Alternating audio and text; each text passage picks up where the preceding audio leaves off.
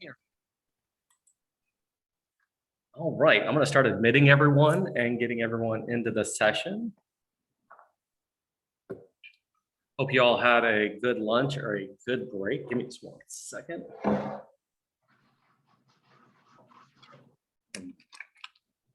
going to go over here. I'm going to change my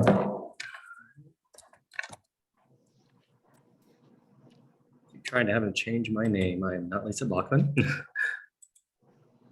And come in here. I'm drinking my lunch. Let's give it another minute or so. I'll start admitting everyone else. People coming in possibly a little bit late from lunch. But just so we don't run out of time, our next speaker for today's session, I'm losing my voice, is Miss Felicia Zelman-Smith. And we are so happy to have her speaking today. And I'm so happy to have her speaking.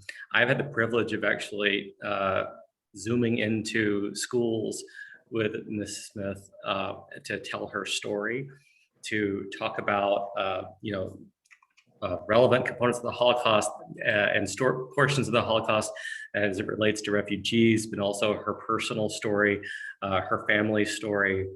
And I think you'll find it as compelling as the students do as well. I am just so very excited to be able to have her speaking here today. So Felicia was actually born after the Holocaust. Her parents survived the Holocaust. She's going to kind of relate to us her story of how her parents survived the Holocaust, as well as after being born in communist Poland, her story as even journey, getting all the way to the United States as being stateless. It's incredible and wonderful, and I'm so glad that she's here with us today. So with that, I'm going to turn everything over to Felicia. And what I'd like, Felicia, if you'd like me to, let me know when you'd like me to start the slide presentation. Other than that, I will just sit back and enjoy listening to you and learning from you, as always. Thank you so much, Stephen. It really is a privilege and an honor to be here. I was listening in this morning and I was so inspired. You know, the speakers, Dr. Wall and Sylvia Foti are amazing. They bring their perspectives to such an important tale, such an important story of, you know, millions of people and the suffering that they endured and all of the lessons that that time has, you know, from 80 years ago all the way to today. The relevance is unbelievable to me. And of course, as I was telling Stephen, following Sylvia, boy, that's a hard act to follow, I have to say. So I hope, you know, I hope that by sharing my family's story, my parents, my sister, myself, that you kind of get a firsthand account of what those times were like. And when I retired 2 years ago, we moved here from Philadelphia in February of 2019. My husband is a native Floridian, always wanted to move here. And he's a disabled veteran now, having fought in Vietnam. The VA system is so good here in Florida that we decided to come. And, you know, it was a real turning point for me to try to figure out, what do I do with the rest of my life? You know, I worked from the time I was 16. I had some incredible twists and turns in my career. I'm very active kind of person. And I thought, especially with the pandemic that sort of hit out of nowhere, trying to find meaning and purpose at this next stage. And I thought, you know, Holocaust is a subject that's mandated to be taught in Florida, which I was so incredibly happy to hear, because as I mentioned, I think the lessons are so universal and so important, especially in today's day and age and with all the recent events.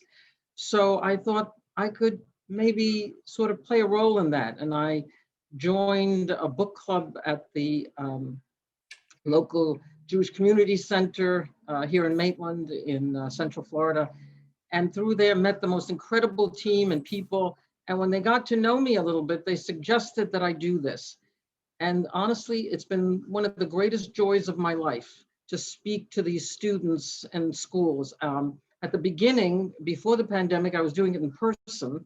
And I just loved it. I mean, absolutely that interaction. And you couldn't hear a pin drop sometimes during those sessions. So, of course, it's been on Zoom since then. I hope to be able to go back to doing more in person because I just love being in the room with people and really having them meet me.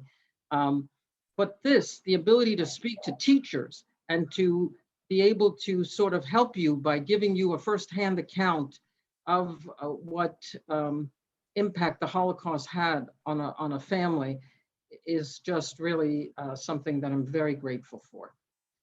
So let me start the story. I think the most compelling part is the story of my parents. My father, Israel, and my mother, Dora, were born in Warsaw, capital of Poland, in 1921 and met in the mid-1930s as teenagers. They belonged to various youth groups and social clubs. There was a large Jewish population in Poland, and particularly in Warsaw, the main city. And during that time between the wars, the suffering that had occurred during the First World War was still fresh in everyone's mind. And my parents were very idealistic.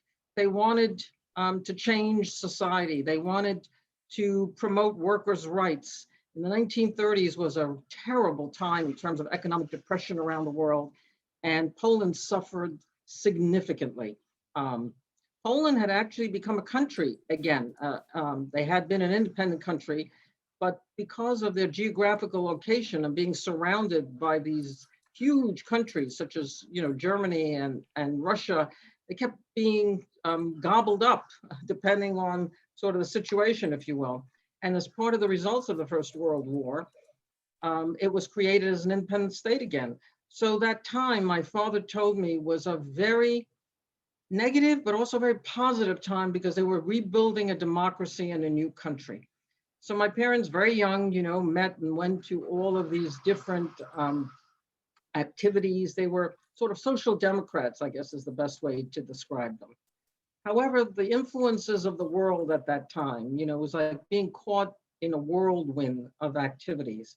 And of course, as National Socialism and the Nazi Party gained control of Germany in the 1930s, all kinds of measures started happening against the Jews in Germany and in some of the other territories that had been annexed or sort of taken over by the German influence. So they heard, horrible, horrible things. They were already starting refugees and people leaving all these territories occupied by Germany.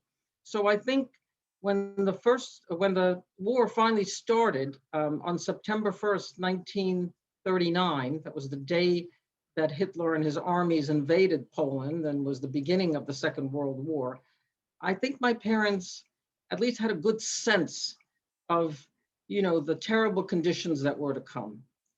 But at that point, no one knew about the final solution plan or the mass murders, the exterminations, everything that was to come, just rumors of total mistreatment of anyone who opposed the Nazis, but in particularly the Jews, because they were such a convenient scapegoat for anti-Semitism. The history of anti-Semitism is quite an old one, centuries long throughout Europe.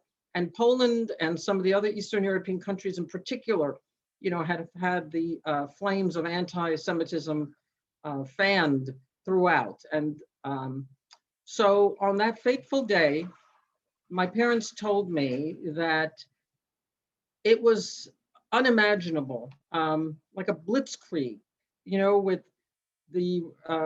with the Nazi armies crossing into Polish territory and the Luftwaffe airplanes covering Warsaw and dropping bombs, by the thousands and destroying in that first day, in those first couple of days, in those first weeks. I think the interesting thing that many people, don't know is the resistance that the Poles put up. They actually lasted about a month before they capitulated against the world's most powerful army at the time.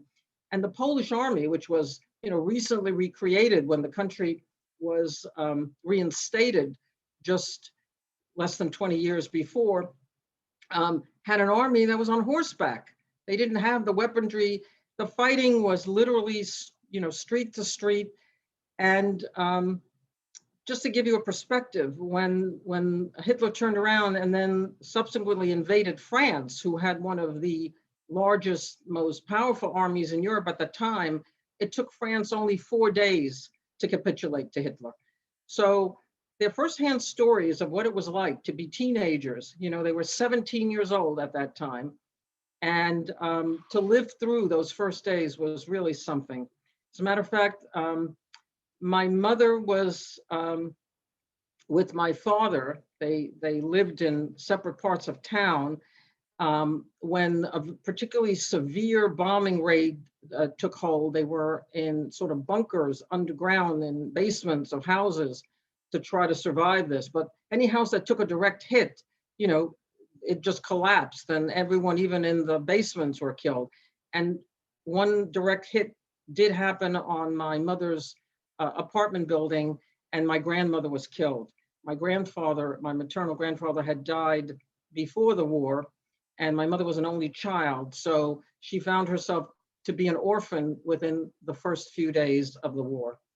My father, who was the youngest of 6 children and had a huge family with all kinds of extended cousins and in-laws of all types, he was the youngest. So there were, my aunts and uncles were significantly older and had kids. And so he asked for her to come and live with them because, frankly, she had no place else to go. And they were already about 12 people in 2 rooms at that time. The poverty in Europe, and especially for the Jews, was something that you read in a novel. I just can't imagine what they lived through. But they were madly in love, and my grandfather, my paternal grandfather, didn't hesitate for a second to say, no, you must come live with us. So as things over the next couple of months got worse and worse, as the Nazis started consolidating their power, all Jews were no longer allowed to go to school. Any businesses that they had were shut. Their bank accounts were confiscated. They were targets of, all kinds of violence. And one of the things I think that convinced my mother as they were going through this, that she had to leave. She was the practical one in the family. She kind of saw a situation for what it was. My father was the hopeful one, the idealist who always saw the good side in something, no matter what the circumstances. So I think her realism, she decided that, if things were so bad now, and this was still in the first few months in 1939, she couldn't imagine how much worse things would get. So when they decreed that all Jews had to wear that Star of David, they had to pin or sew a big yellow star that said Jude in German, Jew, on their clothing, so that they could be easily recognized, wherever they went.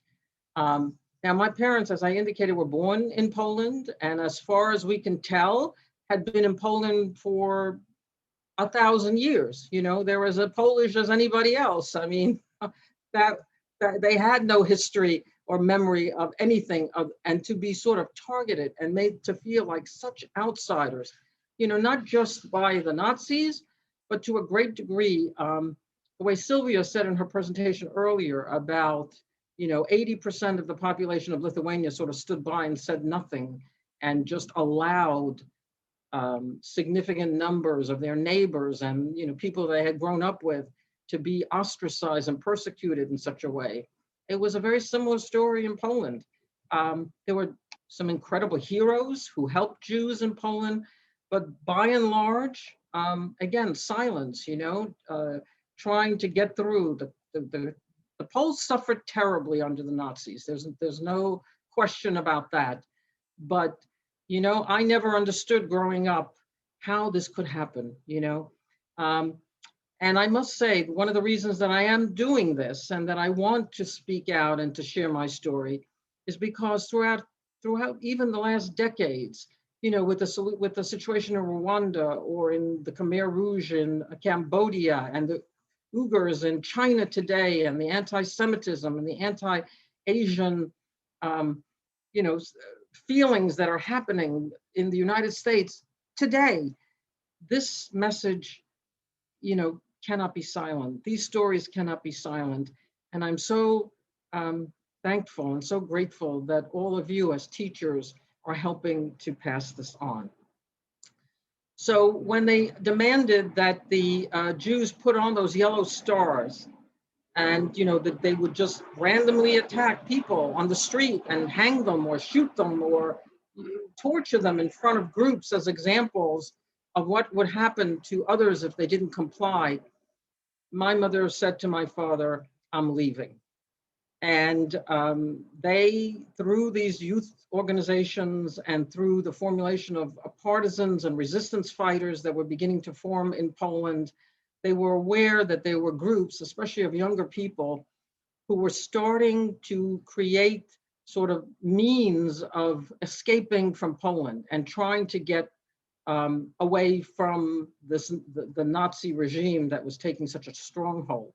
Now, of course, based on where Poland is located, you know, you've got Germany on the west, you couldn't go there. The north has the Baltic, the sea, which is very difficult to cross. The south also had occupied territories by the Nazis. So frankly, the only place that was a viable option was Russia.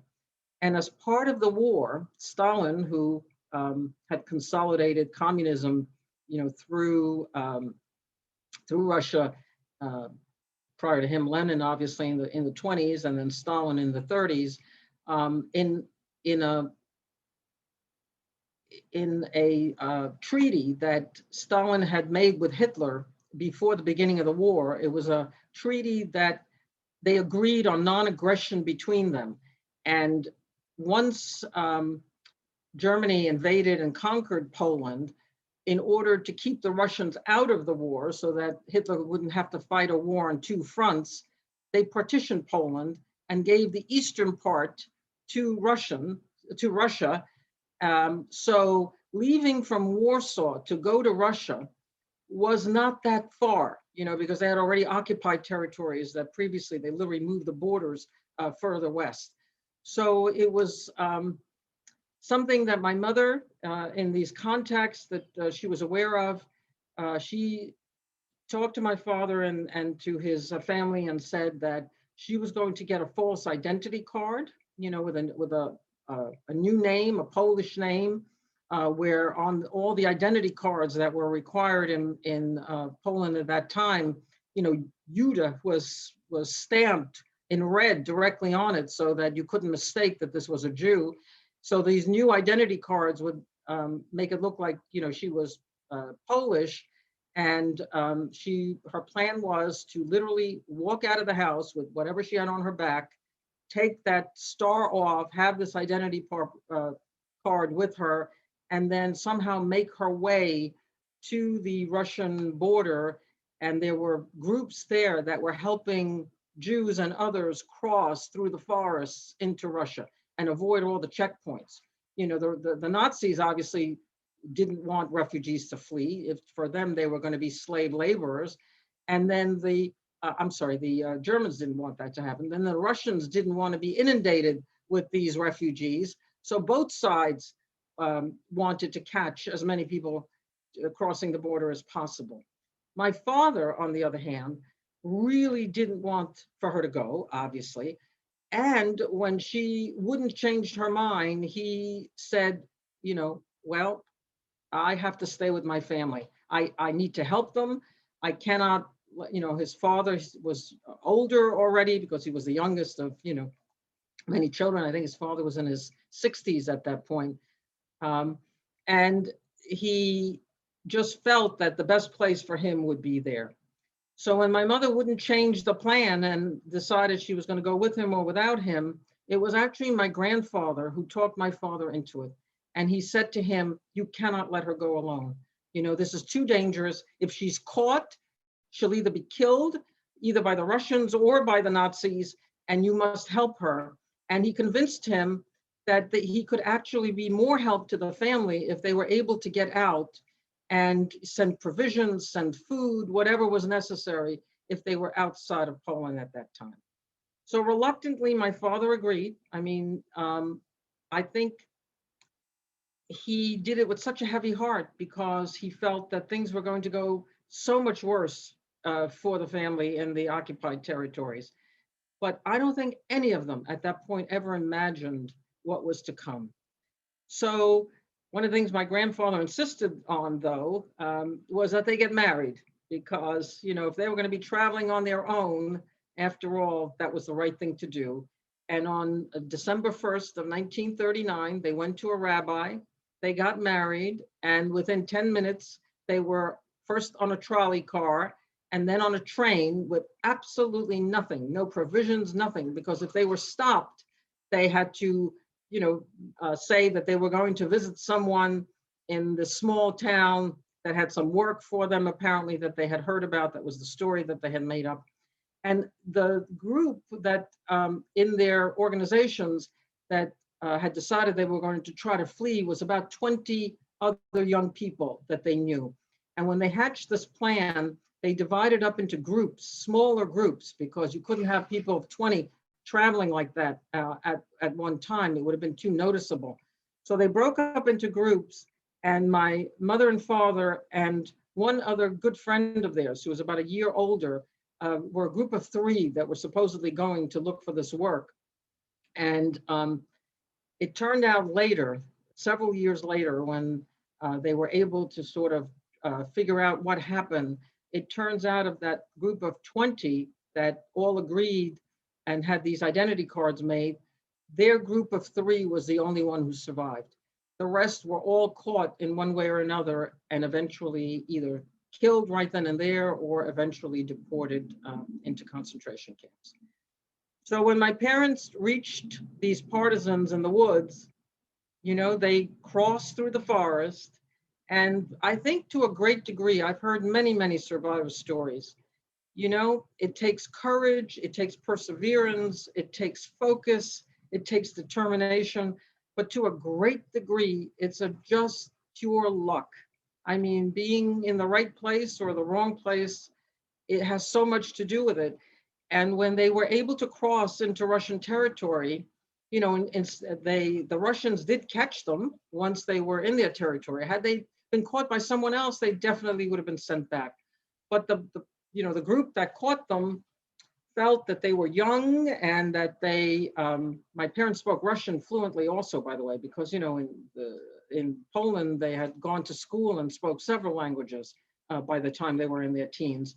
And they were able to convince the Russians that they should be allowed to stay and that they, you know, were very committed workers. My father had been working since he was 14 years old, apprenticing in various industries.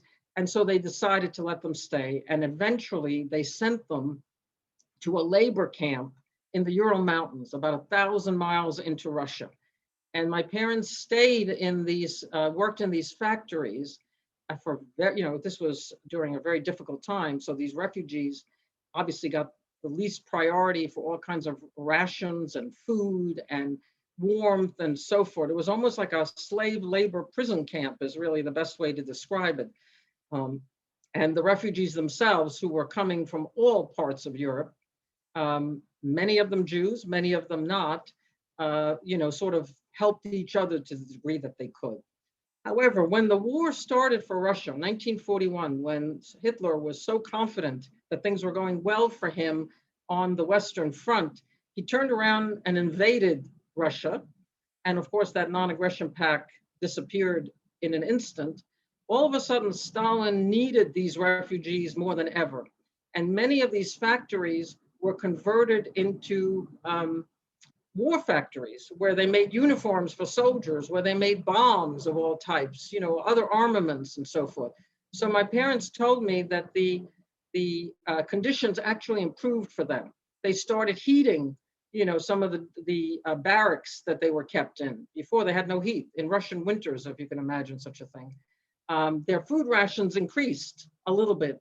And I think they felt, looking back on it, that had that not occurred, they never would have survived the next couple of years. But Stalin, of course, who I don't think ever trusted Hitler in the first place, was now absolutely convinced that that this was going to be a horrible war, that the Russians had to win, and he became very suspicious and very wary that among some of these refugees were spies sent by the Nazis, and that not all of them, were what they appeared to be, and that they might at some point lead an insurrection or a fifth column of some type. So what happened was that many of these factories, they separated the refugees. And in the one that my parents were in, the men were taken out, only the women remained. And then also they started furiously building more factories to build up the war effort in Russia. And so my father was sent in 1941, the sort of early part of 1941, he was sent to Siberia and spent the rest of the war there. Now, when they were separated, my mother didn't, they were aware of where they were going, but she had no further communication with my father until 1945, when they found each other again, when they both made their way back to Poland. And then also in early 1941, my mother realized that she was pregnant, and my father did not know when he left. He had no idea. And in September of that year, my sister Yaja, Jean in English, Yaja was born in the worst conditions that you could possibly imagine, truly, in a slave labor camp where shifts were 14 hours long, where food rations were terrible, and how my mother survived with an infant under those conditions, not knowing anything about what happened to the family in Poland or what happened to my father. As far as the family in Poland was concerned, when my parents first made it into Russia, they were able to write to my grandfather and some of my aunts and uncles who were there in Warsaw and tell them where they were, that they had made it, that they had an address. And believe it or not, for the next year or so, through 1940 and most of 1941, we received a series of postcards, first from their regular address where they had been living before, and then subsequently when the ghettos were established in Warsaw and all the Jews were herded into territories, that were meant for thousands of people, and million or so I can't call it living. I mean, honestly, it was a way of killing off as many people as possible, through starvation and disease and everything, by herding people in together like that. So my family was herded into the Warsaw Ghetto, and my parents did receive a number of postcards from them. And these postcards to me are the most treasured thing that I own, because obviously I never met any of these people. I never knew my grandparents. And, to have that kind of firsthand account is just incredible. I sent, now the originals I've donated to the Evo Institute in New York. It's an institute that is sort of the world's largest archive on Jewish history, especially in Eastern Europe. If you ever have a chance to look at their website, amazing, unbelievable, and how they survived the war with, all of the documents that they had and hidden in Poland and other countries during the war is incredible. So I sent these postcards, to Stephen beforehand for you to see.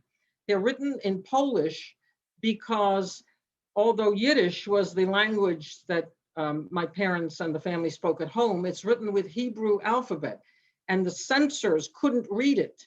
So they had to only write in Polish. And, this is, you can see it's signed Jacob Zeltman. Jacob Zeltman was my paternal grandfather, who I never knew. And my parents and my sister, who grew up in Poland after the war and who spoke Polish fluently, said to me that really these postcards say how wonderful everything is.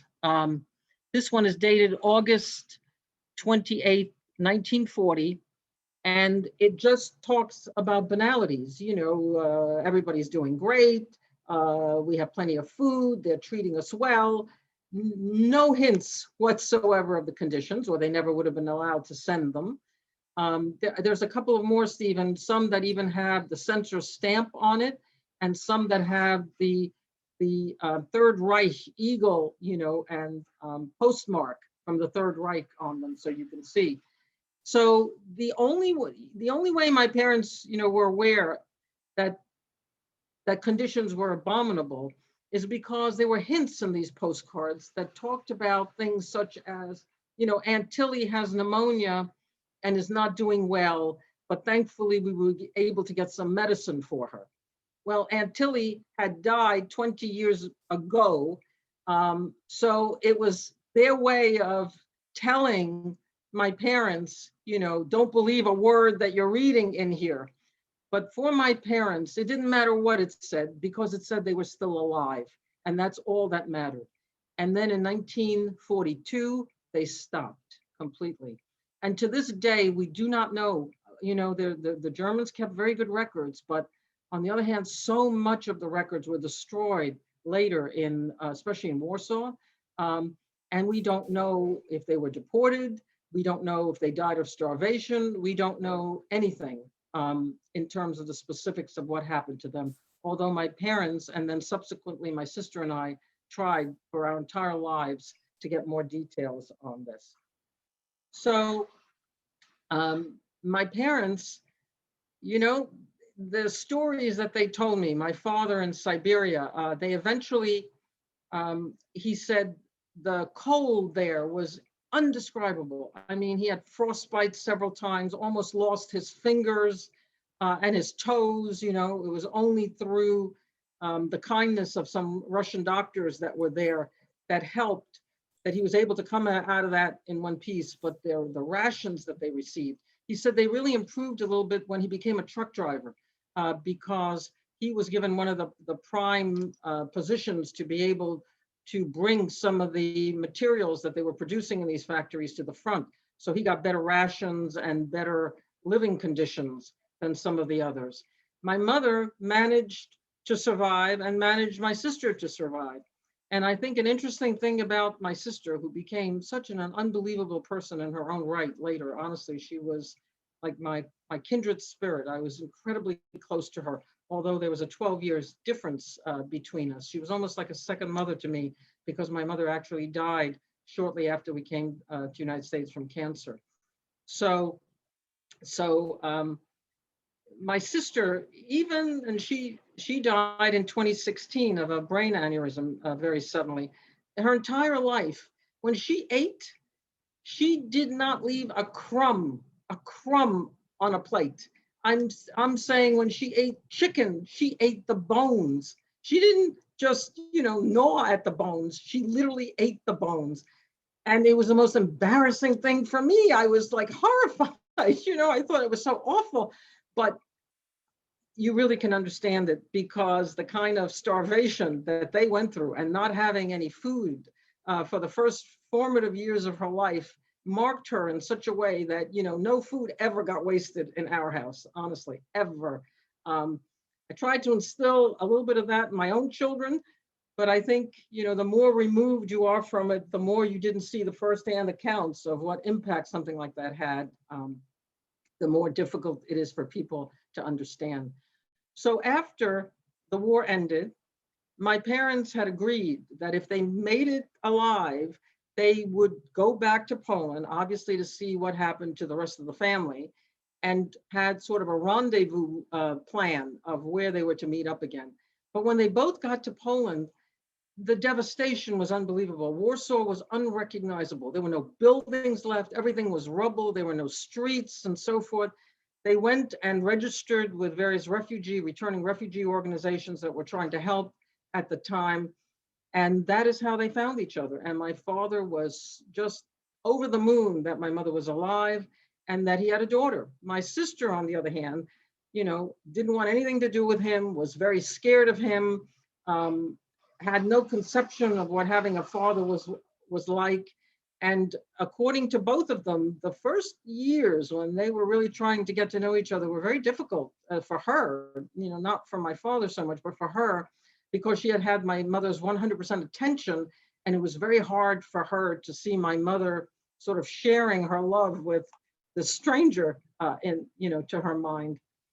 So when they got to Warsaw and realized that no one had survived and there was no housing left or anything at all, what happened was they drew the lines in Poland, and my parents, along with many, many other refugees, were sent to the western portions of Poland, which had previously been German territory.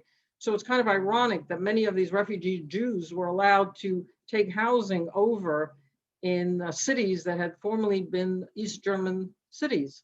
And I was born in 1953 in Breslau, that's the German name of the city, which is in Upper Silesia, one of the provinces in Poland, and only 45 minutes from the Berlin, from the city of Berlin. Until I went back in the beginning of 1990, when the Berlin Wall fell, I'd not been back to Poland since that time. I didn't even realize, how close that was. It's unbelievable. So my parents started a new life. My father, who had apprenticed as in the leather goods industry before the war in Warsaw, decided that there was such a need for leather goods, for briefcases, for handbags, for backpacks, for clothes made out of leather, and so forth. So that's what he started doing. He opened up a small factory. They had a store. But my parents were, as I said, very idealistic and very sort of human rights oriented. They had seen such horrors in their life. They had lost their entire families. And my father in particular, who had lived under the Stalin regime for all those years, saw the true face of communism and was absolutely horrified that the Soviets had taken control of Poland after the war and put in, puppet governments in Poland. And he, just like he had been before the war, he continued his protesting and his activities to try to oust what he believed was illegitimate Polish government controlled by the Kremlin, and to reinstate a free and independent Poland. So he had many strikes against him during those years in the 1950s, kept being arrested. My mother, again, the pragmatic, realistic, practical one, her heart was with him, but she wanted to protect her children and, make sure if they had survived what they had survived, that they made it through. So after numerous arrests, and finally they decided that it was just too dangerous to stay. And just like they had done before, we left everything behind. I was 2.5 years old. They told me that we were going to visit some friends in the country, and we walked out of our apartment with what we had on us, and through a network, just like before, we made it through the Polish border, and then eventually wound up in Vienna, which was sort of the first major city where we had received help from the Israeli underground also. They were trying to get people to leave communist territories and emigrate to Israel in the mid-1950s, because Israel had become, a country just in 1948, had been already in several wars with their neighbors. They were desperate for people to come, and they were instrumental in helping us leave. And the idea was that we were going to go to Italy and then board a ship out of Genoa in the Adriatic Sea to Israel and emigrate there. That was the plan at that point. But when my parents made it to Vienna, and I still remember this, although I was so young, because Poland was such a drab country. It was under communism and the devastation from the war. The electricity didn't work most of the time. There were still huge food shortages in the stores, and everything was gray and drab. And we get to Vienna, this was in December, the Christmas lights, the sort of marketplaces with all the sweets and Christmas decorations and toys. And I'd never seen anything like that. It was like being in paradise, seriously. And I didn't want to leave Vienna. I thought this was exactly the place that we should stay, And I remember crying terribly when we had to continue on our journey. But my father and mother went to the Red Cross in Vienna and tried to see if there was anyone who had survived in the family at all and maybe had left Poland, had registered.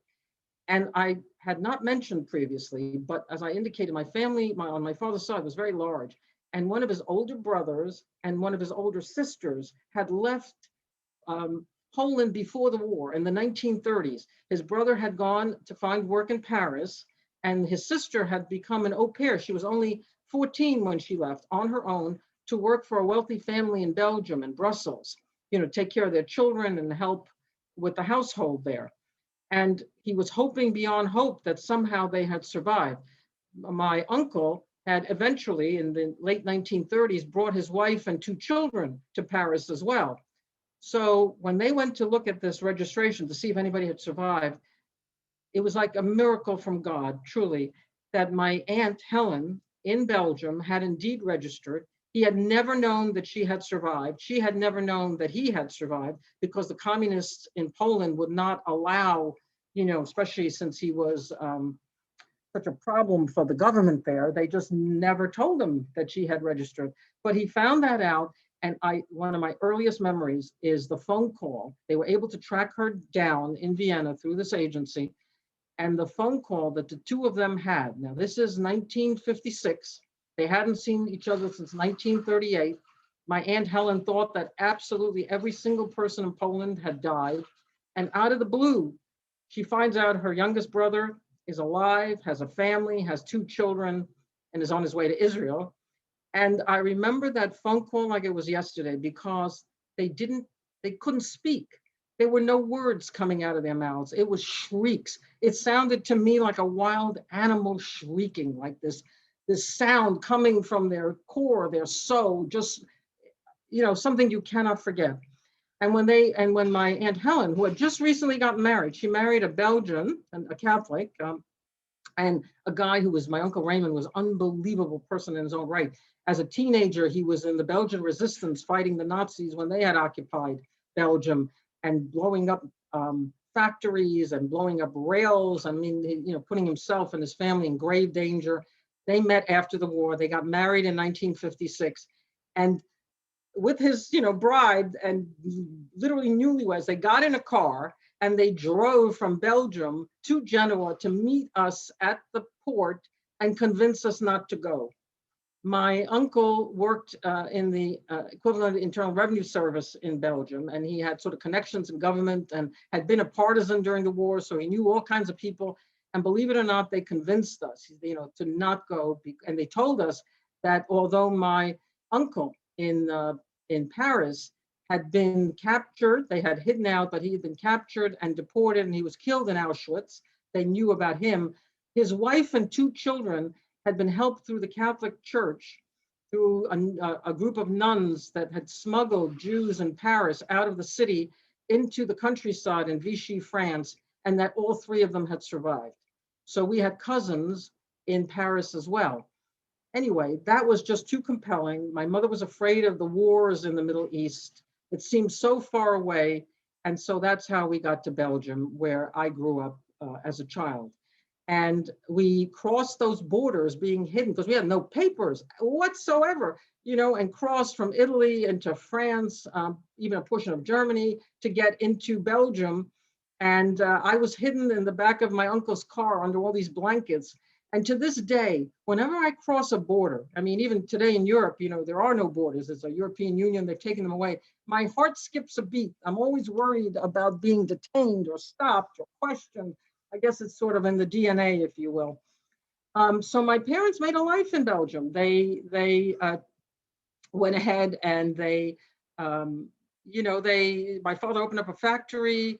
My sister went to high school. My sister had boyfriends. We made a life. But in 1961, the Berlin Wall goes up. And there's this drumbeat of potentially another war in Europe. Everyone's afraid that there's going to be an invasion by the Russians. Their armies are mobilizing.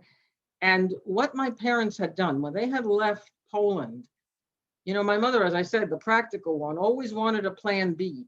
And when they left, in those few days when we were in Austria, they had gone to various embassies and asked for asylum in places, just in case things didn't work out in Israel. You know, she was very afraid of what the future would bring there as well.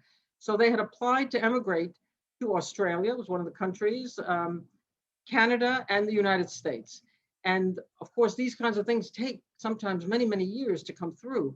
But by another miracle, I think, in that summer of 19, um, when the Berlin Wall went up in 61, the American embassy had contacted us in Belgium because, you know, we had registered and they knew where we were. She had updated all the information just in case. And they contacted us telling us that we had visas were pending for us if we were still interested in going. And I still remember all night the discussions that my sister and my parents and I had. Should we leave? Should we stay? How do we tell my aunt and uncle? How do we say goodbye to our family in France? You know, are they ready? They were already in their 40s to start all over again, not knowing the language, not knowing anybody. Should we go? Should we stay? And my mother, again, the one was to decide, you know what? We cannot go through another war. I cannot subject my children to something like this. In their minds, just like in so many other immigrants and refugees' minds throughout history, America is a land of immigrants. You know, they believed in the opportunity, in freedom, in that you could, you know, stand proudly regardless of who you were, what religion you were, what country you came from. And they felt that this was sort of an omen and that they had to give it a try. And so we told my aunt, you know, they were heartbroken. I mean, to her, to have found her family again was, you know, so incredible. But she completely understood. You know, she couldn't leave because of my uncle, and she had built her own life there and so forth. But in September of 1961, we boarded a ship out of Rotterdam in Holland and crossed into first the English Channel to pick up some more passengers, and then across the Atlantic. And of course, this was in September, so it was during hurricane season, and we unfortunately hit a couple of major storms on the Atlantic. And I can still remember as a child, everybody on board, about 400 people were seasick, you know, terribly seasick. And we were so scared and we were so, you know, are we doing the right thing? What is the future to bring? None of us, my sister had a little bit of English in, you know, in high school, but my parents spoke 5 languages. My sister spoke 6 at that point already too, because these borders are so small and, you know, they did learn many languages, but English was not one of them. And what the future was going to bring. I can still remember on September 29th of 1961, when we were on that ship and we stayed up all night. We sailed into New York Harbor and we saw that Statue of Liberty. You know, it was foggy, the sun was rising, and there she was, just like a mirage, like a miracle, with this beautiful glow because of the way the sun hit her, the copper that she's made out of. You know, she looked iridescent almost. You couldn't hear a pin drop. Every single person on that boat was out on the decks as we sailed by. You know, and it gave us such hope. And it was like, we'd seen pictures of this and it was really happening to us. Ellis Island was closed. They closed it in 1953. So it was no longer a point of debarkation for new immigrants in the United States. So we landed in Hoboken, New Jersey, which of course, if any of you know Hoboken today is, you know, beautiful, fabulous. It's sort of the in place for young people to live and, you know, easy commute into Manhattan and just wonderful. But in 1961, it was not wonderful. It was very depressed with all these factories that had been abandoned. So as we came off the ship, you know, our first impression of the United States was not the streets are paved with gold at all. To the contrary, my parents were like, oh my God, you know, what is this? This is not at all what they imagined. A number of people from HIAS is the Hebrew Immigrant Aid Society, met us there. They were the organization that helped us resettle into the United States. And I remember the woman, she got, you know, we had 2 cabs, and the cab that I was in, my sister and my my parents were in. There's these big checker cabs, so we all fit with the little bit of luggage that we had with us.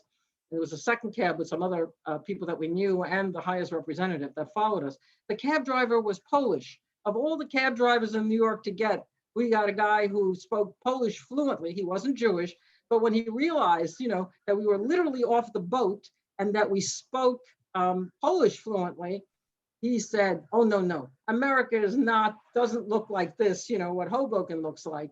We were going into Manhattan because we were going to be staying in a house, like a place that they had made arrangements for us for a while until we could get an apartment and get settled and so forth. And so when we got into Manhattan, he turned off the meter and he gave us a beautiful tour of New York. And I think it made us feel that, wow, Americans are so welcoming, and, sort of the being scared and just facing whatever the future would bring was something that we were prepared to do.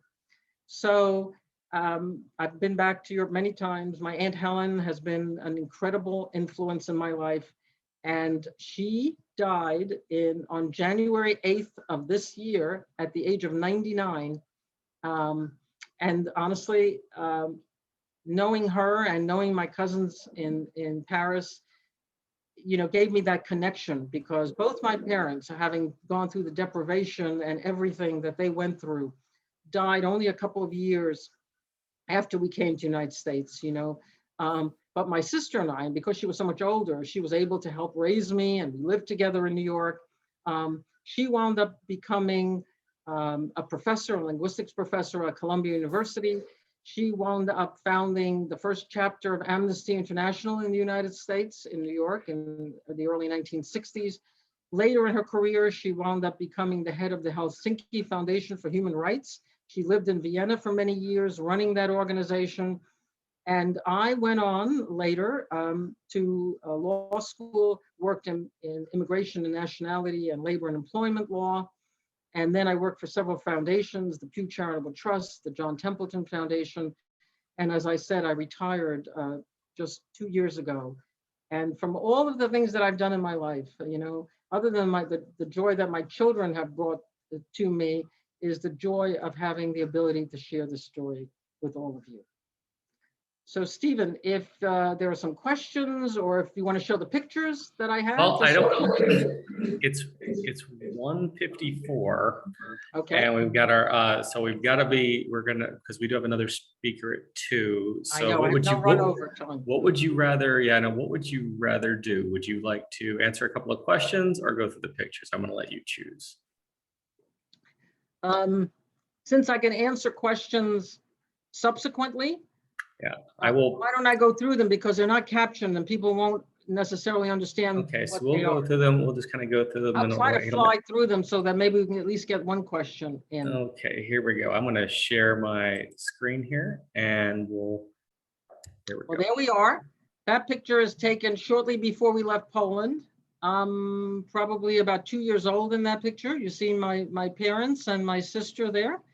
We don't look very happy. We still, because I think my parents know what's coming. So, they wanted a sort of a formal picture. We had no pictures. I've never seen pictures of my grandparents or any family members from Poland whatsoever. And one of the things that I told Stephen that I do, which my husband thinks is insane, is I collect albums, like at flea markets or estate sales of people, because I can't bear the thought that nobody wants the pictures. To me, they're the most priceless things on earth. That is my father at the end of 1945, probably around December of 45 in Poland. It's the first picture of him that I have. And my mother said to me, he looks human in that picture. He had been able to eat for about 6-7 months since the war ended. So he actually had skin over his bones, but you can still see how gaunt and how pale and how skinny he was. I'm gonna skip past the map just because I think most of these. That is my I believe my second grade class in Belgium. I went to elementary school there, and they used to only girls, and I am the middle row, all the way over to the left. That's me. I'm probably about 7 years old in that picture. Now that is a picture of my Aunt Helen and my sister and I in a beautiful park in Brussels after the war. And my aunt spoiled me rotten because she had no toys when she was younger. And then early in Poland, I didn't have either many toys. So every time she saw me in Belgium, I got something new. And every picture has me holding some toy. Here I am with one of my favorite dolls.